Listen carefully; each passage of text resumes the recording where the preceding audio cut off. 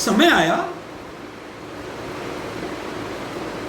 कि जब ऋषपराशर, आपको ऋषपराशर के बारे में बता चुका हूं, वही ऋषपराशर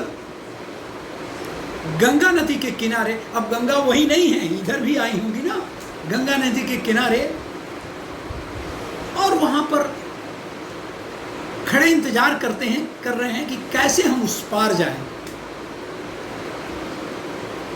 इस पार वो थे, कोई नदी, कोई नाव नहीं, कोई खेवने वाला नहीं। अचानक एक लड़की, उसके पिता ने कहा था कि आप चले जाओ, मेरी तबीयत ठीक नहीं, आप आज का आप ही संभालो। उसने देखा कि एक राही पार करना चाहता है, इसी मंशा से वो वहां किनारे खड़ा है। जब जैसे ही किनारे पर आई वो लड़की नाव लेकर के, वैसे ही पराशर ने कहा, मैं उस पार जाना चाहता हूं। लड़की ने कहा, उस पार जाने के लिए तो मेरी औकात नहीं है, वो तो भगवान उस पार करते हैं, आप गंगा पार शायद करना चाहती हैं। हाँ हाँ वही, लेकिन ये बात तो ऋषपराशर जैसे महान विद्वान को, उनकी बात ऐसे लगी कि ये तो विदुषी है, कैसे ये चला रही है। मैंने कहा मैं उसी तरफ जाना चाहता हूं, तो आइए बैठिए, लेकिन समय हो चुका है, शाम है, सूरज ढल चुका है, आइए जल्दी से हम उस पार कर दें। ऋषपराशर नाव में बैठ गए। वो अकेली लड़की, बला की सुंदरी, देवताओं और मनुष्यों में गजब की सुंदरी थी वो। पराशर का मन डोल उठा उस कन्या को देख करके। उन्होंने कहा, कन्या तुम बहुत ही सुंदर हो। लड़की शर्मा जाती है। पराशर इस कहते हैं कि मैं पराशर हूं,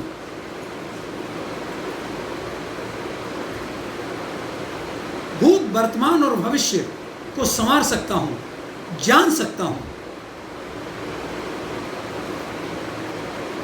क्या तुम मुझसे विवाह कर सकती हो और समागम का एक अवसर दे सकती हो? देखिए विप्रवर,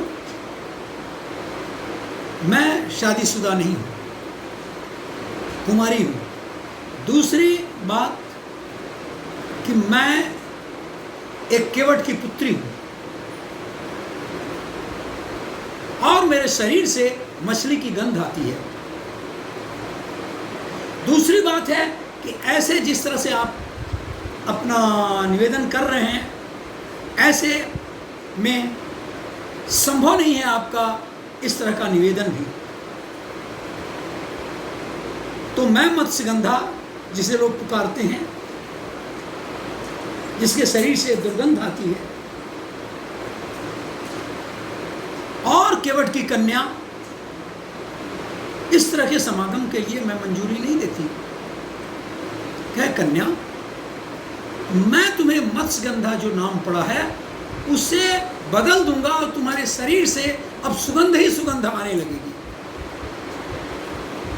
मत चिंता करो, तुम अंधेरे का, तुम इस उजाले का, मैं कृत्रिम अंधेरा पैदा कर दूंगा। मत चिंता करो कि तुम कुमारी हो, तुम्हारा कौमारी भी भंग नहीं होगा।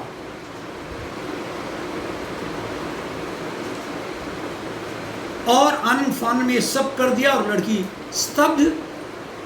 बहुत बड़े ऋषि हैं और उनका समागम हुआ एक द्वीप पर। और उस द्वीप पर जब समागम हुआ, एक शिशु उत्पन्न हुआ तुरंत। और वो शिशु का नाम पराशर जी ने बताया, बोला कि चूंकि अंधेरे में पैदा हुआ है और द्वीप में पैदा हुआ है, इसलिए इसका नाम होगा कृष्ण द्वैपायन। कृष्ण द्वैपायन, कृष्ण द्वैपायन खड़ा हो गया। अभी तो कहाँ पैदा हुआ था, वो पूरी तरह से एक युवा बन गया। उन्होंने कहा कि बताइए माँ, क्या आज्ञा है आपकी? बेटा मेरी तो कोई अभी आज्ञा नहीं है, तो मैं जा रहा हूं तपस्या करने,